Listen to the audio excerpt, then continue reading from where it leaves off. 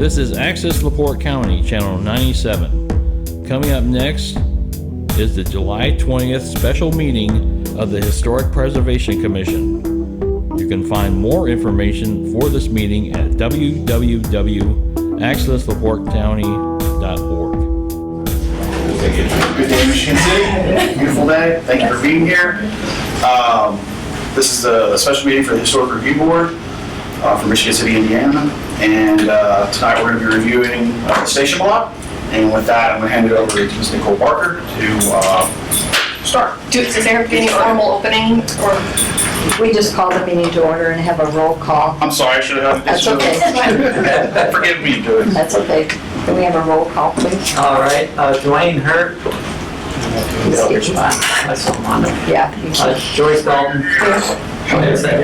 Thank you, Dwayne. Okay, Dan Granquist. Here. Roger Potratz. Here. Brian Dabney. Here. Thank you. And I'm John Hendricks. Anthony Holt is absent. Amy Bowman is absent. Jonas Zimmerman is absent. And that's it. So we have a quorum. Okay, can I have approval for the agenda?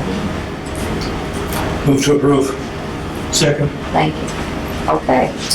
You guys think it is a microphone? I can hear you, but it's not very loud. I've heard the volume of my ears. Yeah, this is Nicole Barker and standing over here. We have an audio issue where there's a single microphone, so we'll do our best to make sure you all over here can hear as things proceed. I'm saying right back. That's fine. Yes, it's Okay. Okay, all right. So my name is Nicole Barker. I'm with the South Shoreline Railroad. Thank you for having us tonight and for this continued partnership with Michigan City that's now evolved to expand to Flaherty and Collins as well as the Federal Transit Administration. This project has been in the works for many years. I've been involved since 2016 and we're thrilled. This is the next phase of revisiting what's going to happen at the station block at bounded by 11th, 10th, Pine, and Franklin. And when we first started talking about this project, it was just a conceptual idea, and now, as you drive by the site, you can see there's a lot of activity going on as our double track project is fully under construction. So I know we're a little late, so I'll be pretty brief. I just want to make sure that everyone is aware, and since we have microphone issues, I'll introduce folks, and then when you guys get going, maybe you want to repeat some of the more details. Nicole Barker, the president of the railroad, Mike Noland, is actually on virtually, as well as two people from the Federal Transit Administration, Susan Weber and Elizabeth Bryseth. And then our planning team, HDR, they're a program management firm. We have Jeannie Barnes and Janice Reed joining us. And Jeannie in particular is a specialist in historic preservation. And if you were involved in we used to call it the review board, the Historic Planning Commission years ago, she would have been one of those key folks that was talking us through the process. NICTE remains the project sponsor for this project in partnership with the Federal Transit Administration, and things have changed. We had an original design for which we came to the review board, now the Preservation Commission, back in, I think it was 2020, when we came to our final decision in December of that year. And there were many iterations of the design that came back and forth during that session, those series of sessions, I should say. Since then, there's now been a change in plans, and the joint development team is here in partnership with Michigan City, and there is an agreement between Flaherty and Collins and Michigan City for the development of the station block, and the details will be talked about momentarily. There's also an agreement between NICTE and Michigan City for the joint development to make sure that all the federal requirements that we're obligated to comply with travel through into the design and function and finances for this development relating to the garage and the historic station. Just really briefly, NICTE is still committed to its obligations under the National Environmental Policy Act relating to this station block and the beloved historic station that used to be here. The facade, you'll recall, was carefully taken down piece by piece, and it's now in storage at the old Chrysler pole barn thanks to an agreement with the Redevelopment Commission. Our next step is to take those pieces and repair and replace some of them to get them ready for this team to put on the future building. So a lot of work has been going on, and your first inspection of that terracotta system is going to be happening at the end of this month.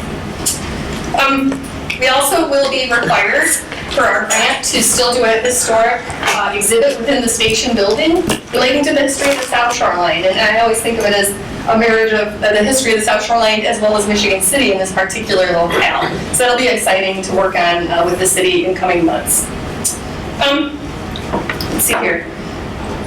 If you have interest in the former station building, which is now gone, we were required to document it through a federal process called Historic American Building Survey, if I got that right.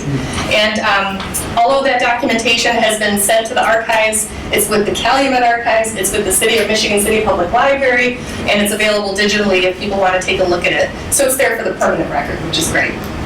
So with that, I think I'll just make sure I didn't miss anything. If you have any questions about the general double track construction project, if you haven't been getting my weekly e-news, let me know. We'll get you signed up for the construction updates. We want everyone to really know what's happening week by week in their geography, so don't hesitate to reach out. And with that, I think I'm handing it off to Brandon. Yeah. Thank you. Try not to lean cords on it as I step across. Still a person here, but my name's Brandon Billy. I'm with Flaherty Collins Properties. I'm the Vice President of Design and Pre-Construction for our firm.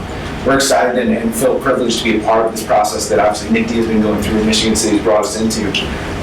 With this, we're excited about the project. Even today, just kind of walking around the community and walking around the site and getting a feel, you have a beautiful community, a lot of historic fabric here that we're connecting to. And with that, we want to present to you the new project of what we're looking at for this. I believe the documentation has been provided to the HBC, so they have some hard copies. They've been able to preview a bit on this. But we're going to walk through that tonight to make sure everyone can see what we've been up to. Frankly, Nick D's been working on this for several years. We've been getting up to speed very, very quickly since the RFP was issued and we were brought into it.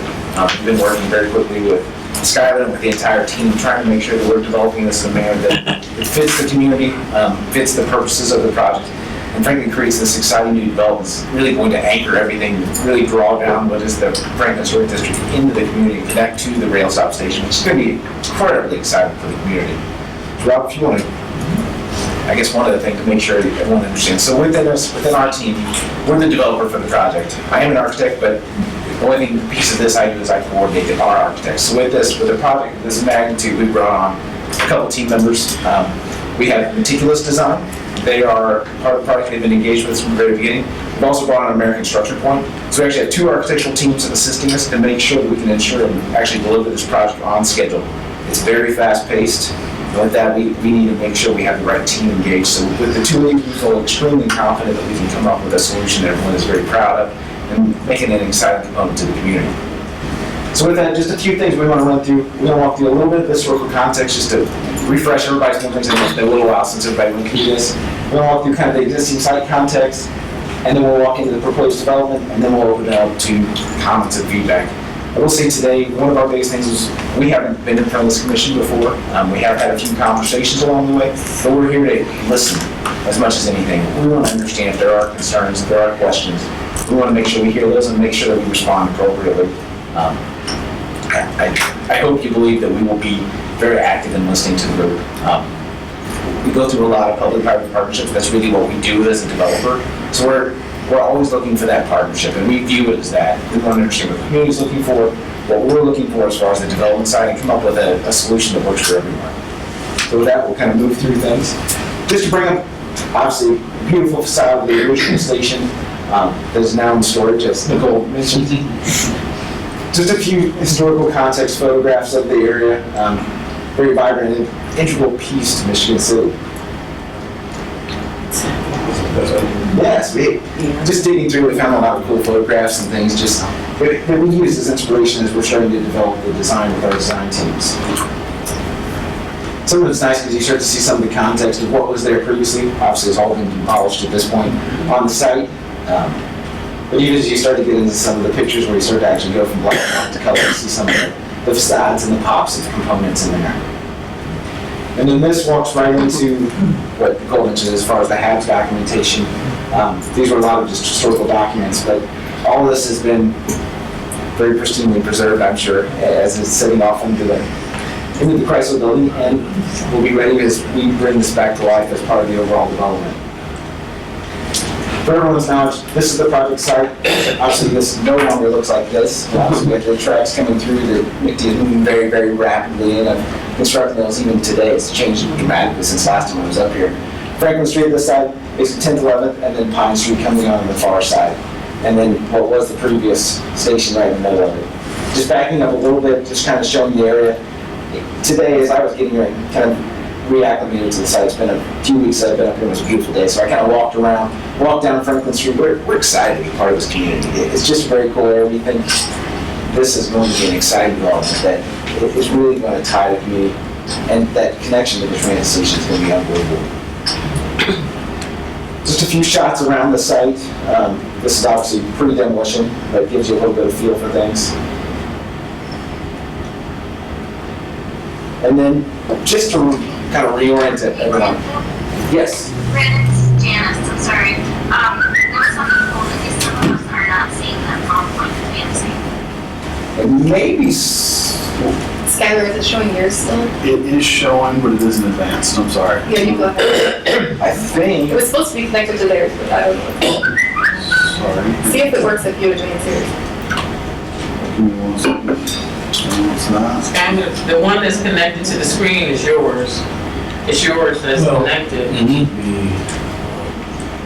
Yeah, mine's connected to the screen, but it should be sharing it on the Zoom call as well.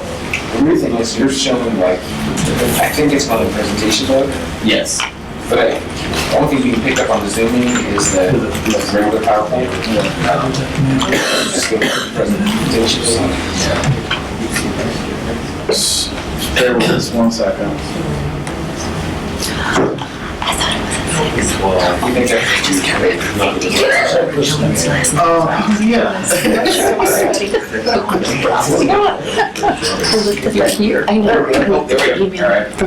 John showed up.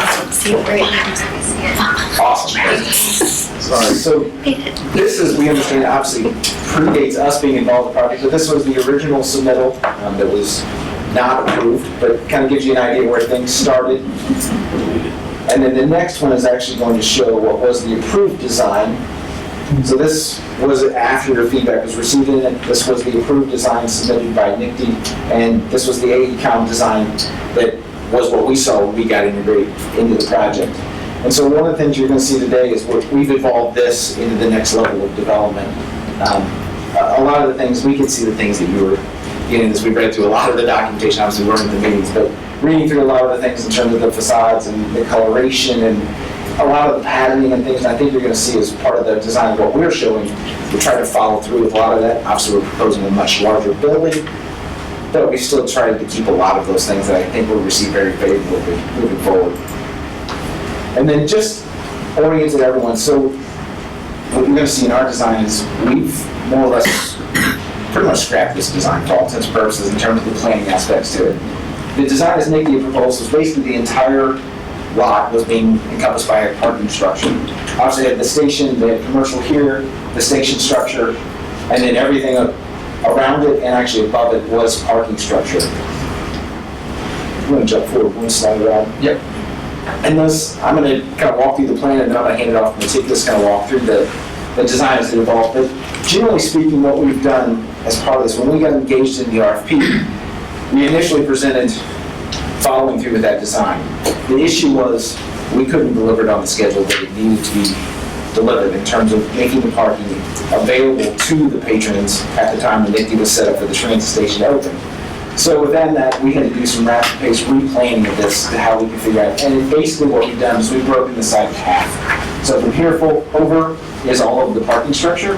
Station stays exactly where it was originally planned, direct connection to the platform. That stays in that place. But then all of this side to the west side of it is going to be the residential tower. So this U-shaped building, ground level is commercial space, the yellow is actually amenity space, and the gray spaces are service spaces that are serving into those components. But those lock into basically comprise the overall development site. But that's the key difference is that we couldn't stack on top. If we stacked on top, we couldn't deliver. It was going to take us an extra 12 months. So what will happen in the construction sequencing of this, we'll actually deliver this on schedule in May of 24, and then May of 23. And then this section will be delivered about a year later. just through progress of getting everything developed and delivered on time. So with that, I'm gonna hand it over to Matt, who's gonna walk through the plans for where we currently are with the overall design. You have an obstacle course.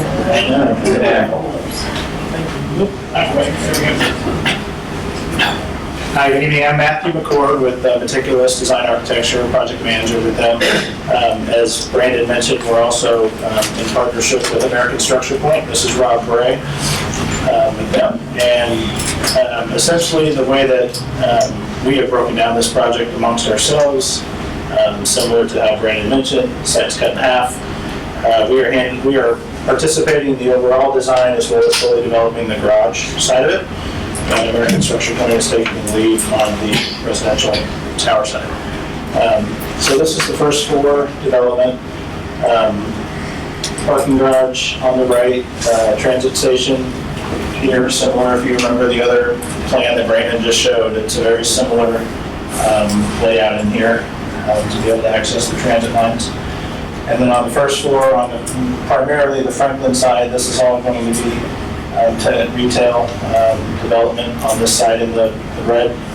And then the yellow up here is amenity space essentially for the residents of the tower of the unit with a courtyard, outdoor courtyard space in the middle. And some of this gray space, as Brandon mentioned, is just miscellaneous support type space that's yet to be further developed, but until that is started. Go to the next level. So this is level 2. So as you continue to rise up, and you'll see this as we get through the, get into more of the 3D view, this overall residential tower is a 5-story development here, and then this L shape from this point out and over continues higher to a 12-story development. All residential units on this level. Essentially all parking to the right. The parking garage is approximately 560 spaces total. Going up. Could you explain that, just as a point of reference, the dark blue versus the light blue, are those numbers of bedrooms? Yeah, those are just various unit types, studios, 1 bedrooms, 2 bedrooms. I don't know if you recall which is which on this plan. I think the darker are the 2 bedrooms. The darker blue is actually 2-bedroom units, the lighter are studios and 1-bedroom units. Okay, thank you. And then the yellow is amenities for residents. Thank you. And I should point out, we've jumped to level 6 here, so levels 2, 3, 4, and 5 are all essentially what you just saw on that previous slide, replicated. On level 6, we make the transition here from the shorter building here that I mentioned, and the L shape continues higher. There's a large amenity deck here with a swim spa type of feature, as well as some further developed amenities on that level, but that's an outdoor space on level 6, as well as an indoor amenity space immediately off of the courtyard. And then also on the roof, we've essentially reached the top level of the garage here, and there's a roof level park space being developed. I think the most recent plan actually has changed a bit from this. At the 6th level, there'll actually be an opening here in the middle where you can look down into the garage if you were above the space, and this park actually continues all the way around. So it's quite a bit larger than what is shown here. And then beyond that, we were just on level 6, so as you go up 7, 8, 9, 10, 11, 12 is just the L-shaped tower, which you see here at level 12 itself. At the very top level of the residential tower, we have some indoor and roof deck amenity space here that would look towards the north, towards Lake Michigan. And these are just starting to be elevations. This is on 10th Street to where the tracks are. Here you see the historical facade integrated into the garage design. That's the facade that we looked at earlier that's been salvaged. And this is the shorter building I mentioned out front, and then the L-shaped tower continues. Get a lot better perspective in the 3D. And this is around the Pine Street side where the garage entrance is. That's not up there. This is the north elevation on the opposite side of the tracks. You get into the main entrance into the residential tower and the amenity space for the residents there, as well as a second egress from the garage for vehicles. And this is the Franklin Street side. This will be all retail development here on this lower level. That's the rooftop amenity deck for the residential side on the lower part there, and then up here, doesn't really stand out well in this image, but that's the outdoor roof deck area that I mentioned on level 12. This is just a section through the building, through the parking garage and through the residential tower. Courtyard here in the middle, the enclosed courtyard I mentioned.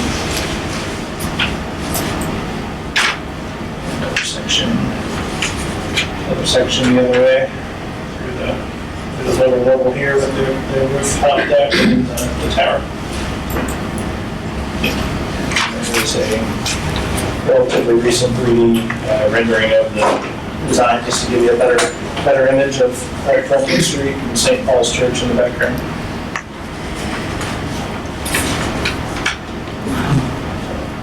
Thank you, Ben. Yeah, thanks. So I think that gives you a pretty good overview of what we're proposing for the development.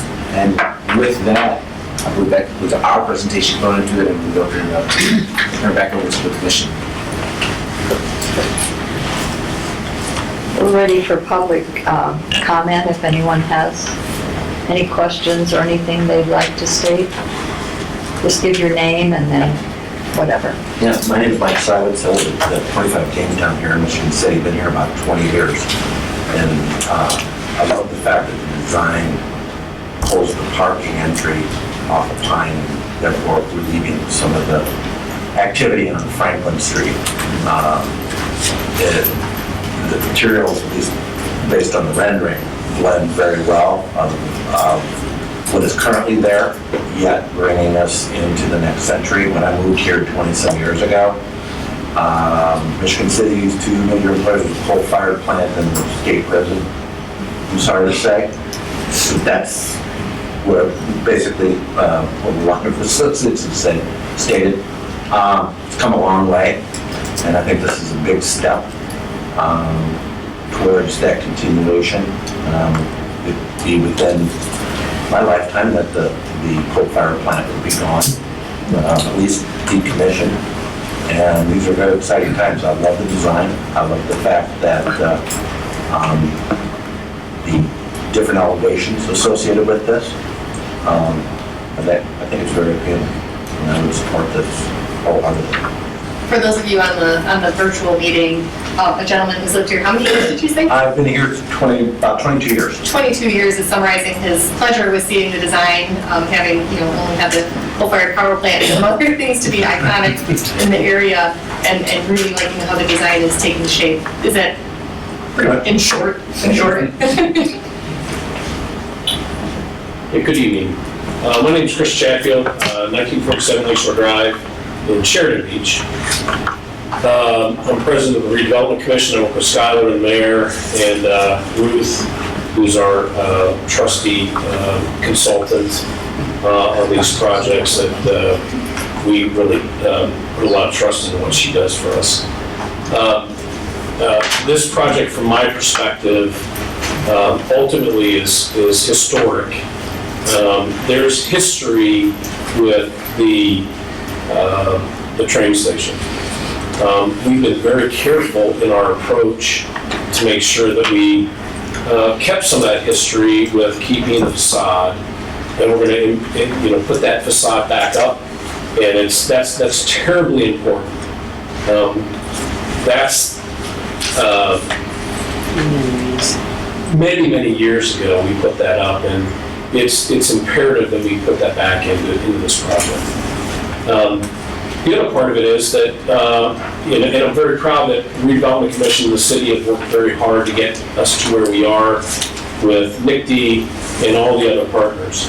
The other part of it is that we need to recognize that the double track and is going to bring more people here that want to live and they want to be near the beach, they want to be near the water, they want to be in the city.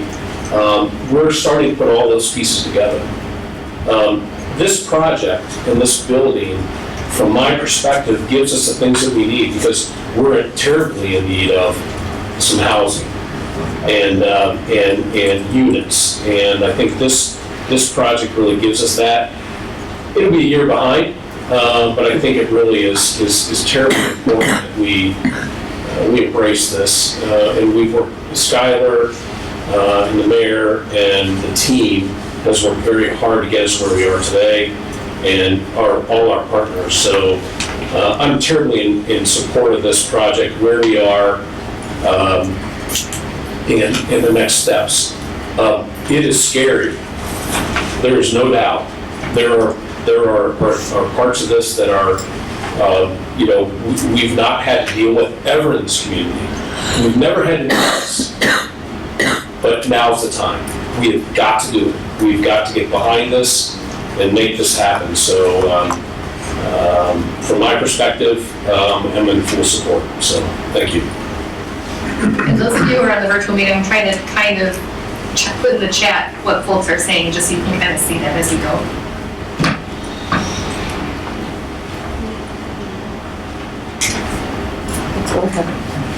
Hi, I'm Dwayne Perry, Michigan City's mayor. I'm third generation Michigan City. I've seen a lot, and this project is so important. We're at a pivotal point where we can continue to be a struggling community on the south shore of the lake, or we can embrace this, and this is going to be the cornerstone and kindling point of so much more in the future. It's a wonderful thing having a world-class architect like Fleury Collins with us. This is going to catapult Michigan City. We will not be the biggest city on the South Shore, but we will be the most dynamic, and that's really important. We have other plans that we're not here to talk about tonight, but this is going to kick it off, and that's why it's so vital that we've been a stagnant community for too long. We've got the resources, and this is going to draw those resources out. So please support this.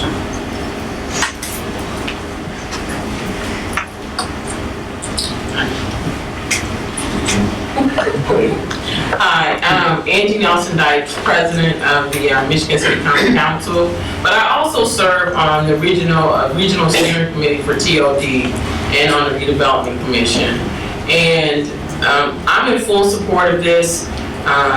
One of the things that we don't realize historically is that, as I've stated once before, and I heard it at the groundbreaking, that Michigan City truly was the first TOD in Indiana, in the region. And tying that back to where we're at today, within a quarter of a mile of the train station is going to impact the entire city of Michigan City. And, in talking about connectivity, historically back then, we connected all of Indiana to Chicago. So now Michigan City can be that anchor of commerce here that connects Southwest Michigan, Northeast Indiana, and Northwest Indiana, and Chicago. So the importance of that train station, that is also going to be the anchor for our new downtown eventually, right? So now we won't have north of the tracks, south of the tracks. It'll be the center of downtown. And I think that is super important because it's going to generate the housing that we need, but it's also going to generate entrepreneurs. They're going to be right there downtown, want to live, walk, play, and do all of those things. So I think it's important that the you changed the name, historic preservation, right? Supports this, because this is, the catapulting, as the mayor said, to this next thing, where Michigan City will be the hub of all commerce in northern Indiana.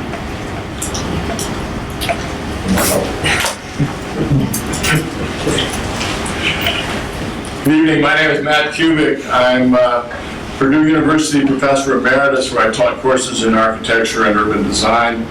I was a registered architect in Indiana and Illinois. After coming back to Michigan City, I'm a Michigan City boy, much like my friend Dwayne. I'm third generation Michigan City.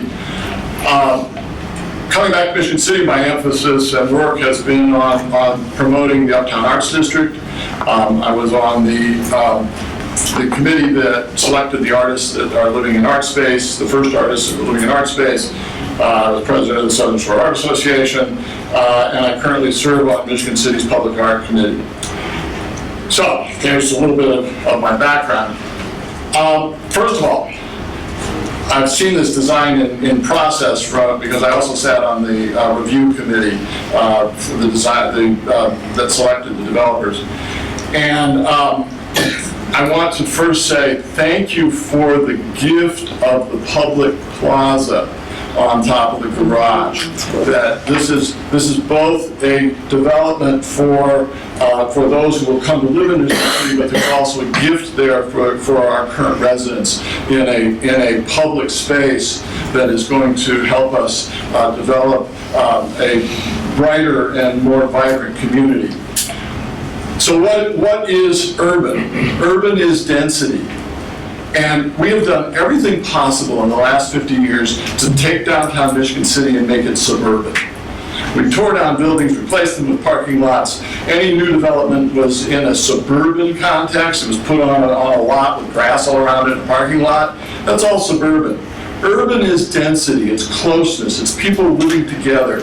We have successfully in the last years began to return Michigan City back to an urban place of living. And you know how you know that? Because people are walking their dogs on Franklin Street. They are living there. This is going to bring density to Michigan City. And beyond this project, which is historic and is important, I've got a picture here, is important in returning to Michigan City urban context. We had high-rise buildings in Michigan City. We tore them down. So the fact that this is a multi-story building is restoration of our historic context. So we are maintaining our historic context because of the historic restoration of the train station, but we're also returning Michigan City to its historic context of having a multi-story high-rise building in downtown Michigan City. So beyond this project, let's look to the future, the things that Dwayne mentioned. This is going to be the catalyst for infill of all of those spaces on Franklin Street where buildings were torn down, where we can now use this building with other new developers coming in and infilling in those spaces. So we will have a coherent urban downtown with life, where people are walking their dogs, where they're eating in fine restaurants, where they're enjoying entertainment on the streets. This is the key. So I urge you, please, to recognize this as a historic restoration of Michigan City's urban context and fully support it. Well said, man. Thank you. Anyone? Yes. Lawrence Zimmer, 110 Elmwood Drive in Michigan City. I've been a resident here for 20 years now. I totally agree with all the comments made so far, and I fully support this project. It's going to be really incredible for our city. I have two general comments. The first is design-oriented. I'm a little uncomfortable with the facade of the train station in how it is appearing, and I don't mean to be offensive, but it's appearing to be just slapped onto the building. And it doesn't seem to be, the architecture around it doesn't seem to be gracefully embracing it in some way. It just literally looks like it's just slapped down there. And to me, that doesn't seem to speak to any historic sensitivity. So perhaps you could work a little bit on making something happen on that facade that makes that train station facade look more important and more welcomed than it does right now. My other comment is really the most important one, that it concerns me the most, and given where we all know that this planet is in terms of its environmental crisis, I really would like to see this building be net zero, if at all possible. And net zero means that it produces as much power as it consumes, so that we are not creating something that's going to be around 100 years from now and still consuming fossil fuels and electricity that we know is polluting the environment and causing global warming. So I see those huge roof areas, and I think, can we put a solar array up there to contribute to the power that the building needs? Are we using construction standards that could make this building as close to net zero as possible? So that, to me, is the most important thing. We talk about this structure being a new symbol for the city, and I would like it to be something that we could be proud of 50 years from now as well, and say, wow, weren't they forward thinking back in 2022 to design a building that was no longer going to be a draw on our environmental resources. So those are my two main comments. Thank you. Thank you. Dalia Gigas, I am on the Michigan City Common Council, and I want to talk about this. First, I'm in favor, very much in favor, but first, when I heard about the double track, that got me very excited because I like taking the train places. I like commuting. I grew up in a city, so I'm used to that. So the double track itself was exciting. Then when I heard about the parking garage, I thought, wow, this is great. This is going to really help Michigan City. And now this just blows me away because the collaboration and the creativity and imagination used to put all this together is terrific, because we also do need apartments, and walkable cities is really the way of the future. Both, retired people and young people all want to be able to walk to the store, to some kind of a restaurant, a cafe, and this is just going to spark more of this. So I'm very much in favor, and I'm excited to see this go up. Tanner Schultz, EDCMT Director. There's a lot been said, so there's not much more to say except, my board voted for this last year and supported this project, and they still do. But this is a lot of excitement for Michigan City. How many cities in the USA gets a $100 million project plopping in downtown? And so it goes without saying that, we all talk about double track being a game changer, but this train station is a game changer for Michigan City. My industry, my business is saying they need people, they need warm bodies in this town. And if you want an apartment in DC right now, you get 3 to 66 months wait to get an apartment. So if you want your young people to stay at home, you need a place to put them, not in your house. Apartments in the city, and we bring in new residents, have kids who go to college come back and stay at home. And let's think about this future. We are already the commercial capital of LaPorte County. Let's be the commercial capital of the whole region. So thank you. Let's say just, I'm sorry. Go ahead. I'm Ruth Warma. I'm with the Neighborhood Capital Institute, and I've been involved on this project since 2017. And it's very thrilling to be here and to be seeing it at this level, because it has gone through many iterations. In 2018, we had a mixed-use concept that had been approved by the partners, and then it's like all development. It goes back and forth. And there was obviously the garage was something that was tried and planned to go forward, but to see the city come back to this, and to see this reviving itself in such a good form with such a fine development company is just it's a victory for all of Michigan City. Wanted to mention something about the scale, because this scale and the height of the structure, this is what is appropriate for a regional city. This is what you are now. You are very different from your other fine nearby cities that don't have your assets, that don't have a national park, that don't have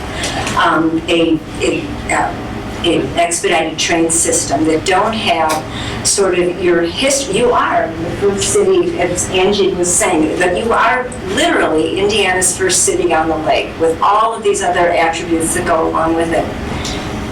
This is the scale of a regional city. This is the city that becomes a venue not only for your residents, but for the region to come and to communicate and to connect to other parts of the region. It makes you a much stronger part of the regional economy, the third largest economy in the nation. You are significantly more a part of that because you're providing access and connections to that with this project. I love LaPorte.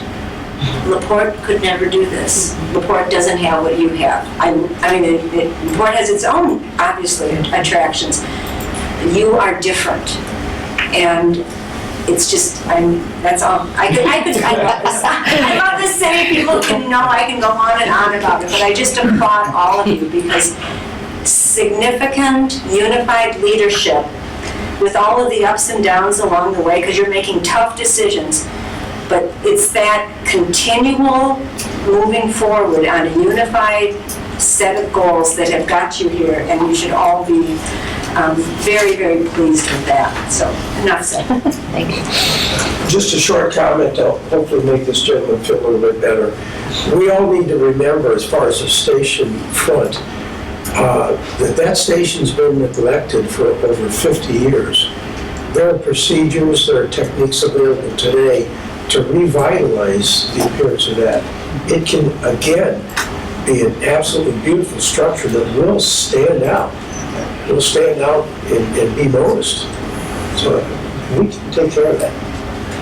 No, I know that. I'm not concerned about the facade itself. It's how it's received by the building around it. That's my concern. Brian, Dan, we also, just when it's time, he would like eventually to talk. I think, Brian, I'll cue you up when they're ready, okay? Yes, sir. Hi, Bill Hackney, 5165 West Concord Drive, LaPorte, publisher of the Herald Dispatch, a member of the EDCMC board. I'm in favor of this for a lot of the reasons that have been stated up to this point. But as I was thinking about this meeting and connecting it to the historical, a lot of things come past my desk. One of them is the Indiana preservation, and I love looking at this. I love looking at the historical buildings that they're rehabbing.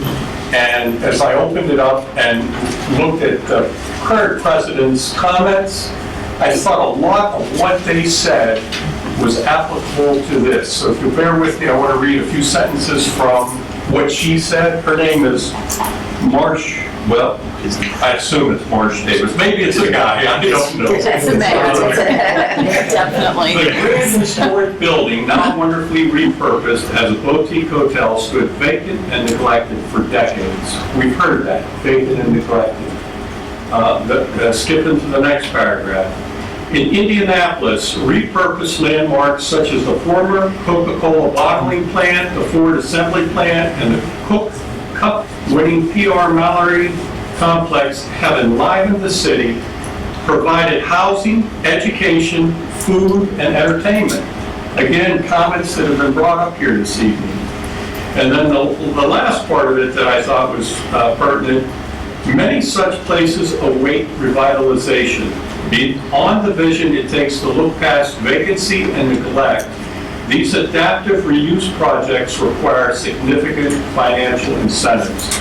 And when you look at the financial incentives that have come together to create this as a possibility, you look at the local, state, and federal, as well as the private equity that's been poured into this project, Michigan City will never have this type of opportunity again. So when I look at that, and again, from a historical preservation type of thing, I think it's a great project and I would fully support it as well.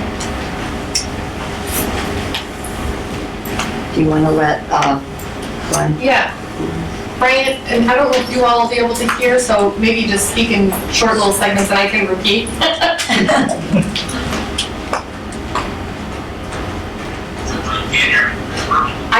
Can you all hear him at all from there? No, like, it's barely from here. Yeah. Go into small bursts and I'll repeat what you're saying. First of all, I'm totally in favor of this. Totally in favor of the project. I've been involved with this since the beginning of 2016. So he's been involved since the beginning of 2016. And you see the evolution of this project. He's glad to see the evolution of the project. And I believe something like this is going to unlock Michigan City. This is going to unlock Michigan City. The hub of economic development surrounding a building like this. To be a hub of economic development surrounding a building like this.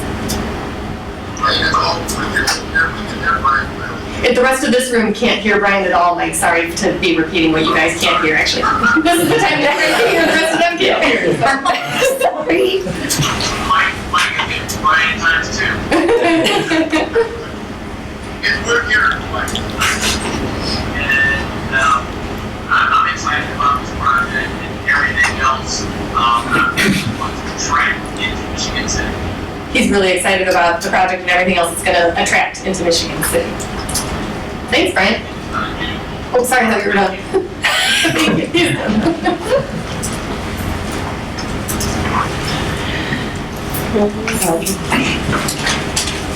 Roger Potretz, architect at 813 Franklin. I'm in support of the project, but I would like to make some comments, as have been stated before, about the facade of the actual old depot. I guess what I was looking for is a little bit more integration of the facade into the front of the building. We have a structural separation between the parking and the residential. In fact, we have three different types of structure here. We have the residential, commercial, and the parking. And somehow, if the front of the building could be, or the parking area could be more integrated into the style of the old depot building, I think it would be more effective.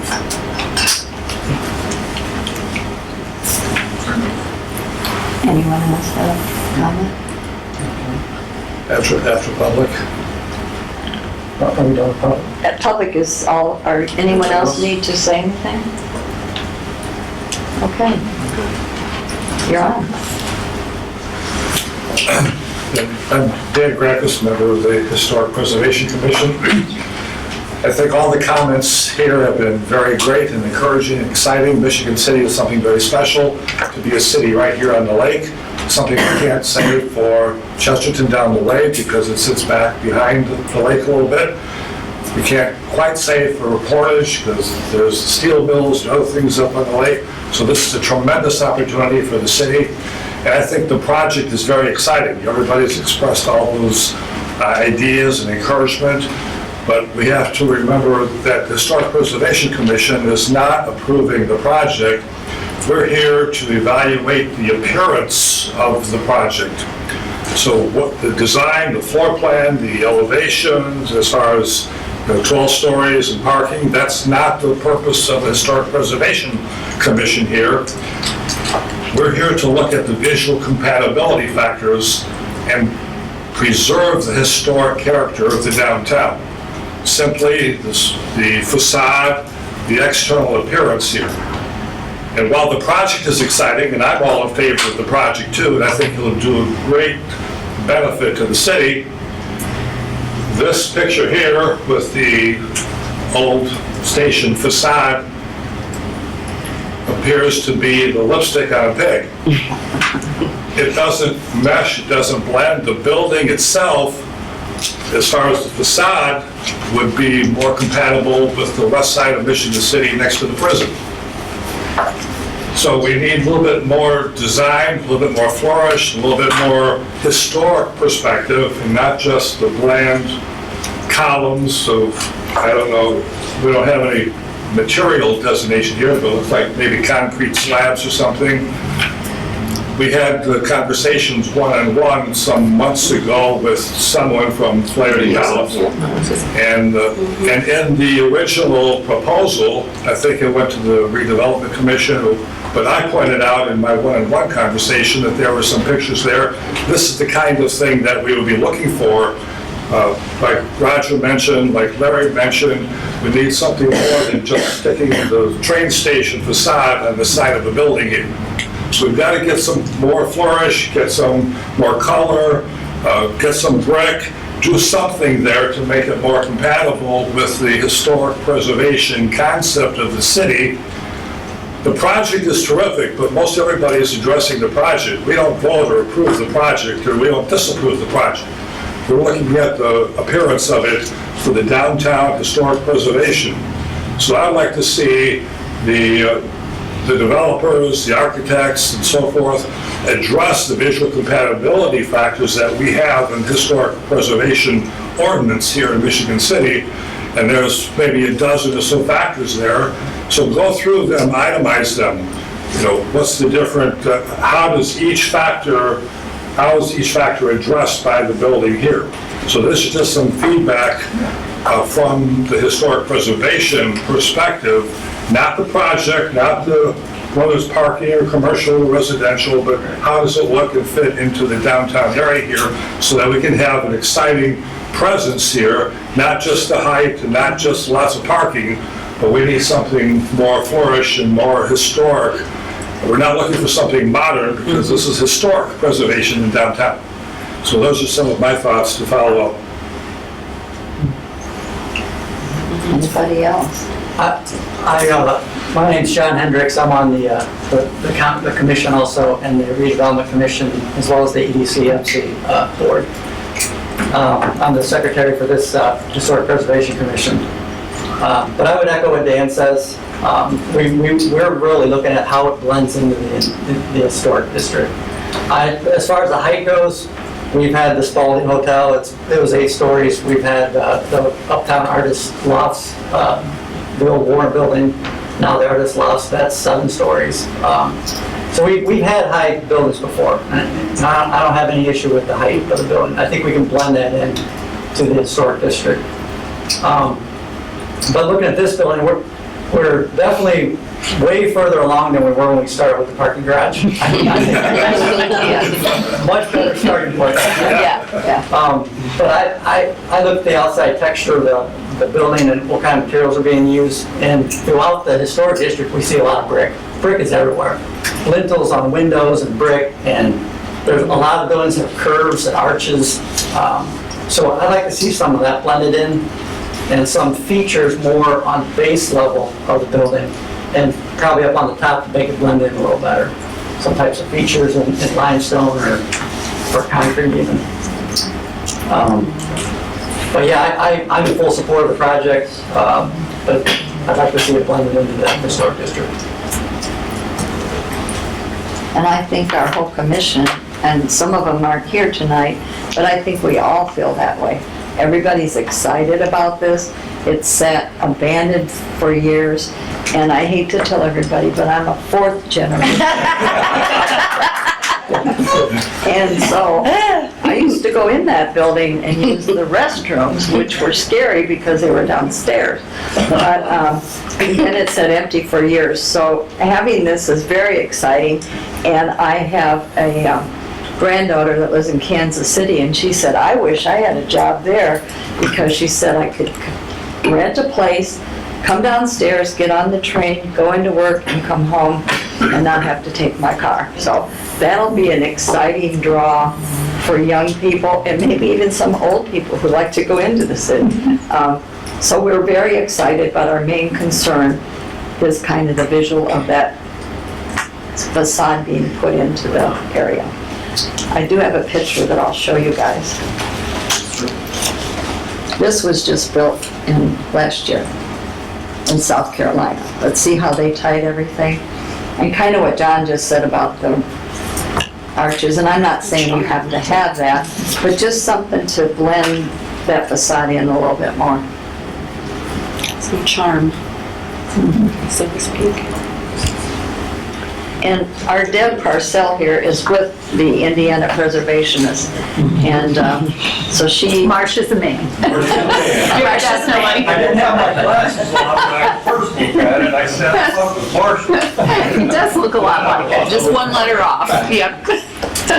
That's true. So working for Indiana Landmarks, I wear two hats. So I work here with the city, with the commission, but also Indiana Landmarks is one of the consulting parties for the Section 106 review. So since the project has changed, the Section 106 is reopening, and so I guess I have some questions relating to that, and I don't know if that's a Nicole question or what that is exactly, but thinking about this a little bit, I know it said that the area of potential effects will change because the building's taller than it was originally thought to be. And so we're just wondering if you have any idea what that's going to include. Is that going to be the view shed or just the shadows of the building? Do you have any idea on that? Jeannie, are you there? Yeah, just trying to get that question. So we consulted with the Federal Transit Administration on what we think is an appropriate area potential effect. Did not, Hang on, Jeannie. Jeannie, you're gonna have to go slow because they can't hear you, so I have to repeat everything you say. So they did consult with the FTA on the area of potential effect. Go ahead, Jeannie. we did run view shed models. They ran view shed models. Okay. And we determined that the revised would be approximately a Quarter mile would be the revised approximate boundary of the area of potential effects based on the federal model. Yeah, so that's what we're proposing to the SHPO and seeking their concurrence. They're proposing that to the SHPO and seeking their concurrence for that. Okay, thank you. You're welcome. Okay. So one other question then, because of course we'll be commenting as a consulting party and then the HPC is making a determination and SHPO is involved.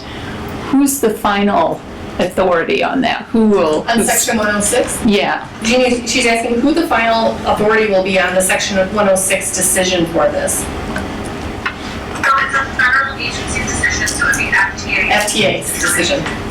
FTA. Yeah, whether or not the project has an adverse effect on the certain properties or not. Whether it has an adverse effect on the properties or not is a Federal Transit Administration decision. I guess what I'm wondering, I should have been more specific. If the HPC thinks one way and consulting parties or SHPO think another. If there's a difference of opinion between the consulting parties or the SHPO and the Historic Preservation Commission, what occurs in that case? That's when there's two different processes, right? There's the local COA process and the federal 106 process. There's the local COA process, which is part of, but separate from the federal 106 decision and process. So FTA, I don't know if you want to respond to that, Elizabeth or Susan. If you do, speak in short bursts, please.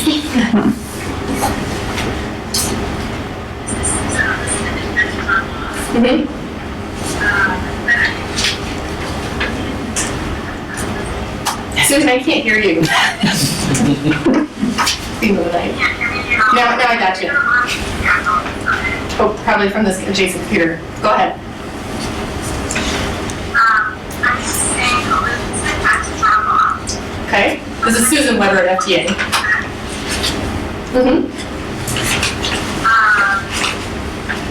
That's a lot better.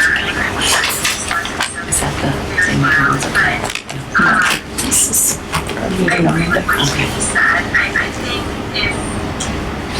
it's really, if you don't agree with our 106 process, we would take it to the advisory council on this work this week. All right, hang on, Susan. If there's disagreement, they can take it to the Section 106 Advisory Council for resolution. Okay. I wasn't sure who the ultimate decision maker That's who it was, is, so, yeah. okay. All right. Thank you, Susan. Thank you. Anyone else?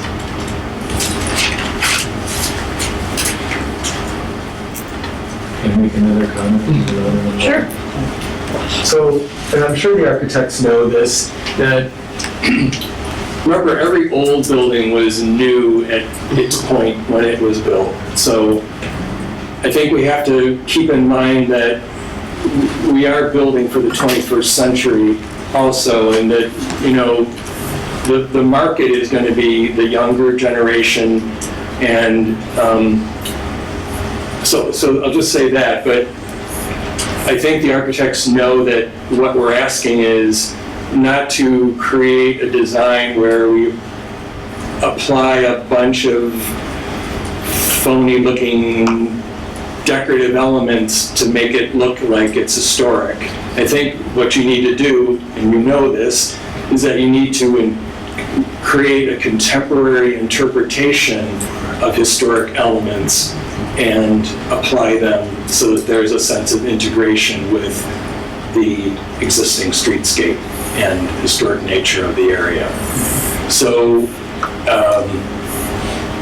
I'll leave it at that, because I'm sure you understand what I'm saying. Thanks.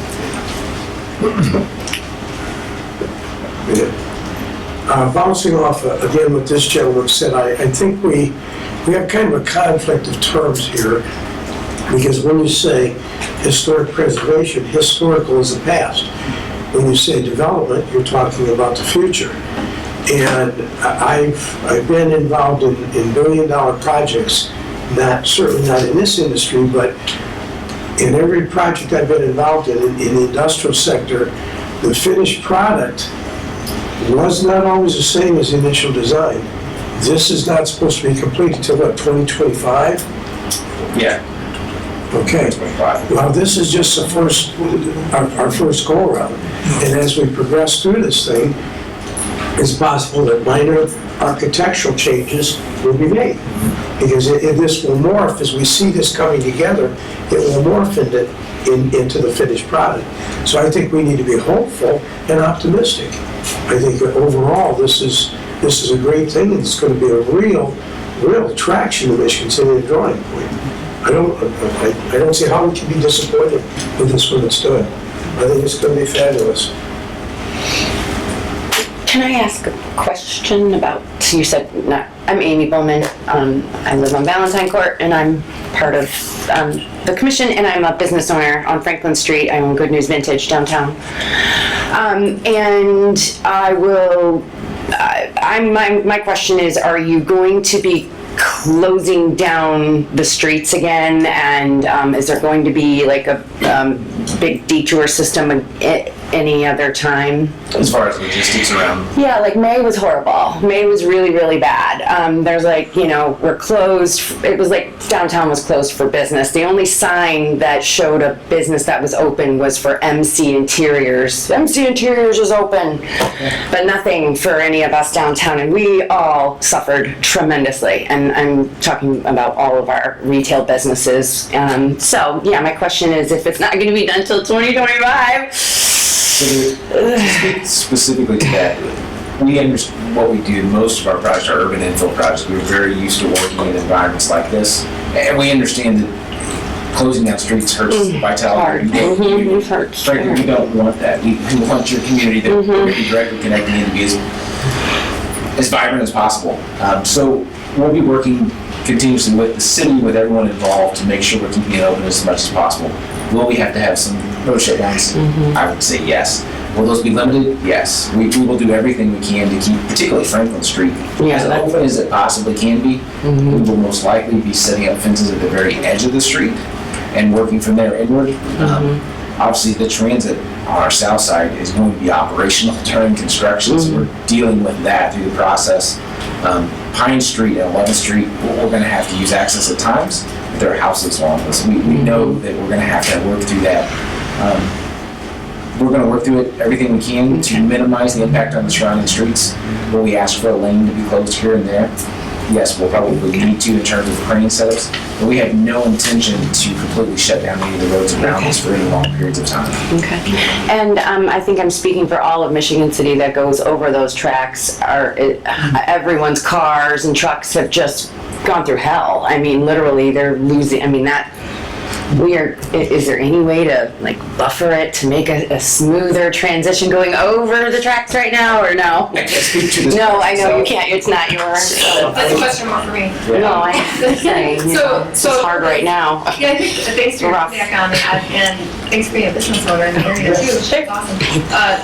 The construction, it's interesting, the mayor and Mike Nolan's on the call. Originally, as envisioned, the construction duration for the non-development part of this project was supposed to be 2 years. And when we rebid the project to kind of open up construction footprints more for the developer, the contractor to build, we were able to condense it greatly. And so the goal is to be done in Michigan City in like 9 months rather than 2 years. So I hope that makes you feel a little better. And we're moving slowly westward, as you know. So very soon they'll be moving, you know, they're going to Washington and Wabash and so forth. And there's a challenge engineering-wise, and I'm terrible at explaining it, relating to the elevation of the bumps. I just went over myself, so I know exactly what you're talking about. And I can ask in the morning, but I know we've been asked repeatedly, and there's very little they can do until the next phase. But let me find out what the next phase is. Do you have a card or something, or you can write down your name and number? I'll get it back with you if you don't mind. No problem. Okay. Well, until they get to that next phase, I do Wabash, because I don't. Yeah, I know, Wabash is the best one right now, Right now it is. I think, you know, and take that, come back to Franklin, I and go know. the other way. I go 2 blocks over and come back to Franklin, go about down Franklin. Lafayette is open And maybe now. there needs to be better signage for that, so that the businesses we're open, come on that. Yeah, I agree, we I could can use start that. looking into that. We could definitely use help with that. Okay. I want to bring the discussion back to the building. So I just want to clarify, and so that everyone can get their head wrapped around this. What we're looking to in the short term is the construction of what we're seeing on the right hand of that 3D drawing, 3D image, which is the parking garage and the train station.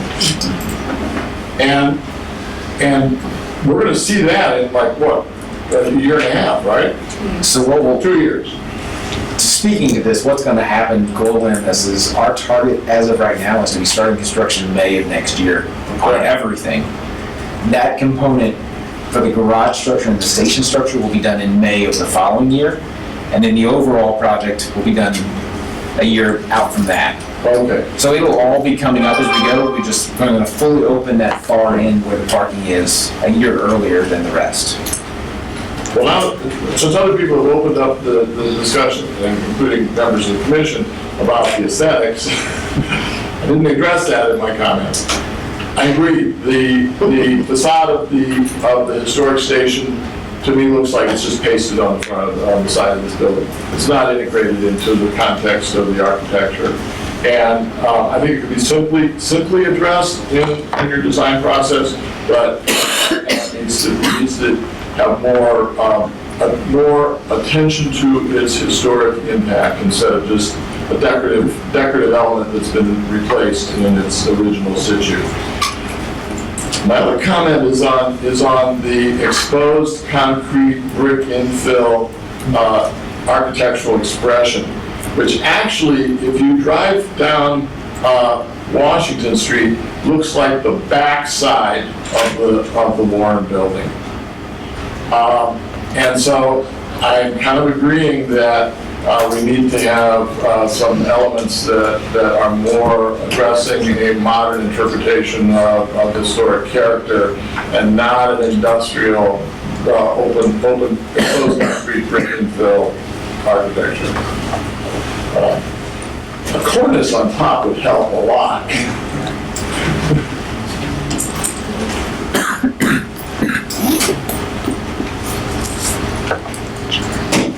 Anyone else? I have a motion for adjournment then. What's our next steps? What do you want? What do you guys want from them? From them? Yeah. Well, I think everybody's kind of expressed their feelings, and I saw you all nodding, so I think you're So we can give them some direction of when you guys want to hear back from them. So I guess we went off this. We, as I mentioned when we first started, we were here to listen to it. This is our first time in front of you beyond my kind of one-on-one communications. Right. So we wanted to hear from the community, from the commission members, from Deb, from the whole group. And what we're going to do out of this, we're going to take all the feedback we've heard, and we're going to start to morph this design, working with both American Construction Point and Meticulous, to come back with a design that we feel confidently addresses all the commentary on this. It's gonna take us a few weeks to do that.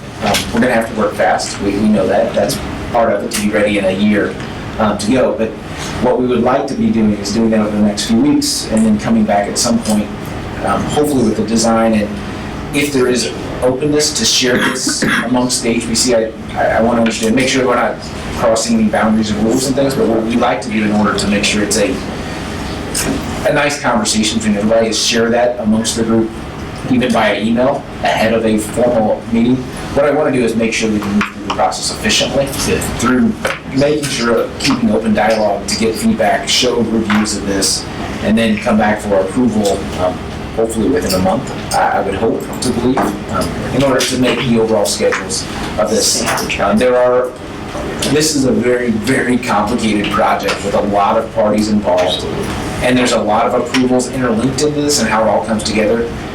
So we do want to make sure we're moving through this very expeditiously of the approval process. We really would like to be able to be in a position in a month to ask for approval, and hopefully we'll be in a position where we've addressed the comments sufficiently that everyone feels comfortable with that, or we're not pressuring by any means. We want to work with you to make sure that process comes through.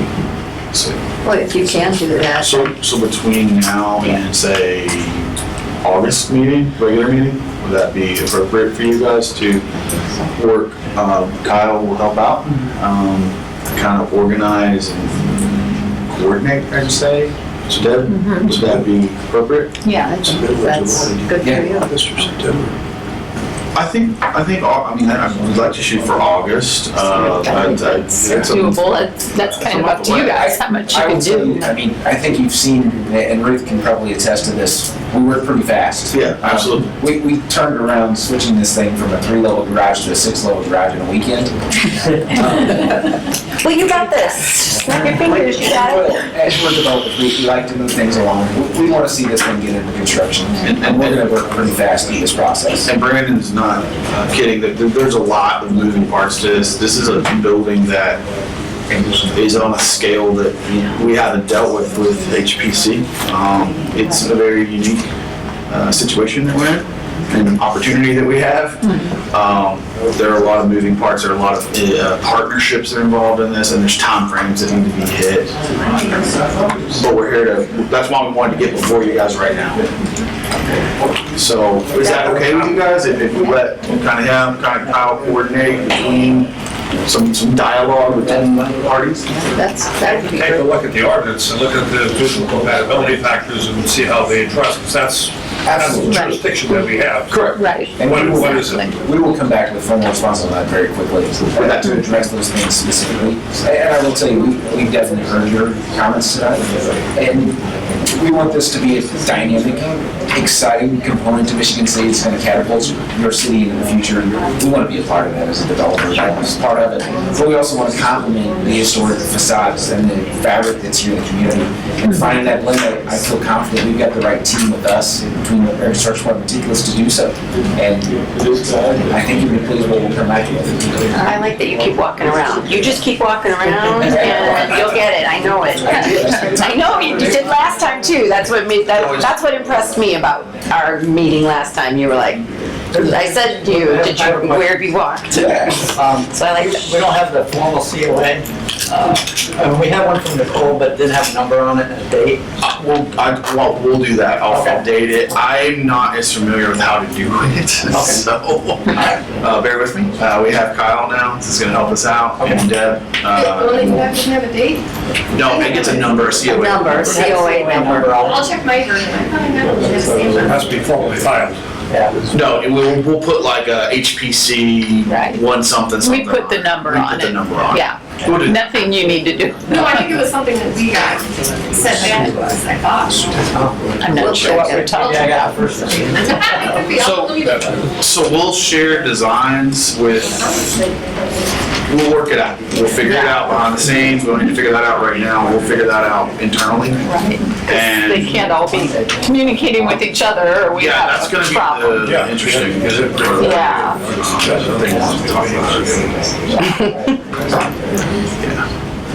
August 20th. It's probably gonna be individual emails. It really needs to be, individual because feedback. they can give individual feedback, but if we get to talking as a group, it becomes a meeting, even though it's an email, so, yeah. We will probably follow your individual. lead on this appropriate. For now, we'll assume that everything's going through planning. Yeah. Out to everyone.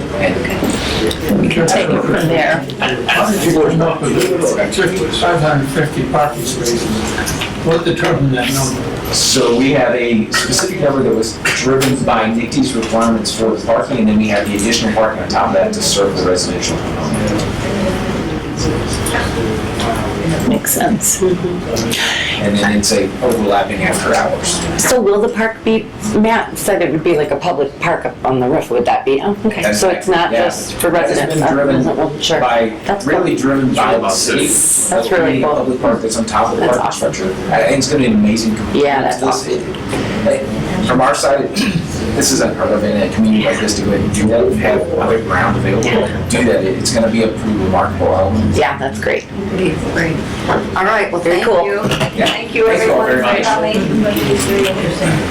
I almost missed it. But you got it. It works well, we were having technology problems. Oh, so- really?